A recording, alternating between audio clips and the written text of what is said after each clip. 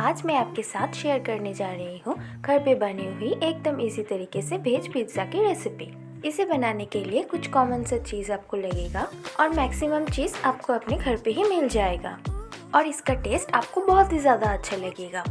Hello everyone, welcome to the Modern Foodies. चलिए शुरू करते हैं। अभी चलते हैं उसके टॉपिंग्स को बनाने की तरफ। यहाँ पर मैंने 3 टेबलस्पून खट्टा दही लिया है। अभी इस दही से पानी को छान लेना है, इसीलिए मैं इसको छन्नी में डालकर 30 मिनट के लिए रख दूंगी। 30 मिनट बाद इसका एक्सेस पानी थोड़ा सा निकल गया है। पानी को फेंककर उसे बोल पे डाल लीजिए।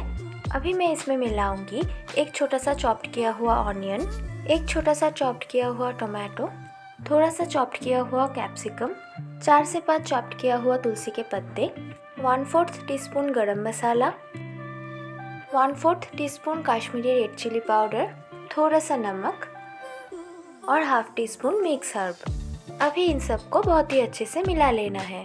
आपके पास मिक्स हर्ब नहीं है तो आप इसे स्किप कर सकते हैं। ये दही मैंने पूरा घर पे बनाया है। आपको घर पे एकदम परफेक्ट दही बनाना है तो वो वीडियो का लिंक मैं डिस्क्रिप्शन बॉक्स पे दे रही हूँ, आप चाहे तो उसको चेक कर सकते हैं। और उसके साथ और 2 अलग सा दही का रेसिपी भी मैंने शेयर किया है, आप चाहे तो वो भी अपने घर पे बना सकते हैं, एकदम परफेक्ट बनेगा। इनको अच्छे से मिलाने के बाद इसे 10 से 15 मिनट के लिए छोड़ दीजिए। 10 से 15 मिनट बाद कढ़ाई में 2 टीस्पून तेल ले लीजिए। तेल थोड़ा गर्म हो जाने के बाद वो मिक्सचर इसमें डाल दीजिए। अभी इसे अच्छी तरह मिलाना होगा। फ्लेम को एकदम लो कर लीजिए और इसको मिलाते रहे। दही अपना पानी छोड़ेगा, इसीलिए दही का पानी पूरा सुखाना है और उसके साथ ये वेजिटेबल्स भी थोड़ा बॉईल होगा और उसके अंदर ये दही और मसाला पहुंचेगा। आप चाहे तो इन वेजिस को अलग से भी डाल सकते हैं, पर दही से उनको मिलाने से उसका टेस्ट और भी ज़्यादा अच्छा हो जाता है।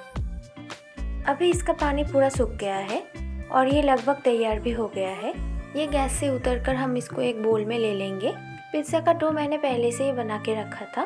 इस प्लेट में पहले थोड़ा ऑयल को ग्रीस करके उसके बाद ही पिज़्ज़ा डो को रखना है। अभी इसके ऊपर अच्छे से पिज़्ज़ा सॉस लगा देना है। इस पिज़्ज़ा सॉस को मैं घर पे ही बनाई हूँ।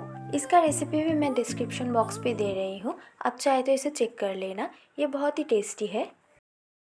पिज़्ज़ा को बनाने के लिए पहले हमें पिज़्ज़ा डो को अच्छे से बनाना पड़ेगा। उसका एक परफेक्ट रेसिपी मैं आपके साथ बहुत ही जल्दी शेयर करूँगी। उसके साथ सारा इन्फॉर्मेशन मैं आपके साथ शेयर करूँगी, जिससे आपका पिज़्ज़ा बहुत ही सॉफ्ट बनेगा और उसका खर्चा बहुत ही कम होगा।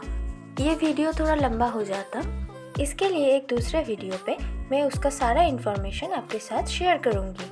अभी इसे पूरा डो के ऊपर अच्छे से लगाने के बाद इसके ऊपर ग्रेट किया हुआ चीज़ हम डाल देंगे।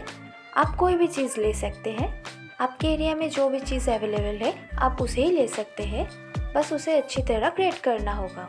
चीज़ को अच्छे से डालने के बाद अभी वो टॉपिंग्स इसके ऊपर डालना है, उसे भी अच्छे से चारों ओर इक्वली डालना है। टॉपिंग्स को डालने के बाद उसके ऊपर फिर से चीज़ को ग्रेट करके डाल दीजिए।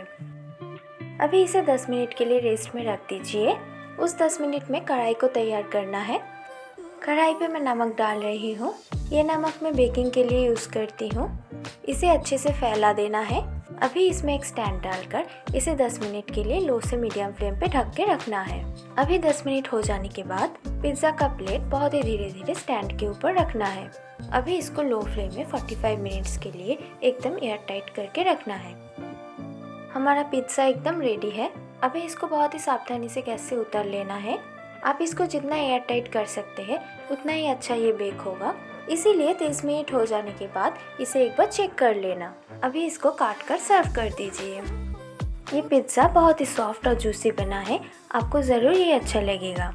ये पिज़्ज़ा कैसा बना है आप मुझे कमेंट करके ज़रूर बताना और इसी तरह इजी एंड टेस्टी रेसिपीज़ पाने के लिए मेरे चैनल को ज़रूर सब्सक्राइब करना और सब नोटिफिकेशंस पाने के लिए बेल आइकन को प्रेस करके रखना और सबके साथ शेयर करना मत भूलना। धन्यवाद।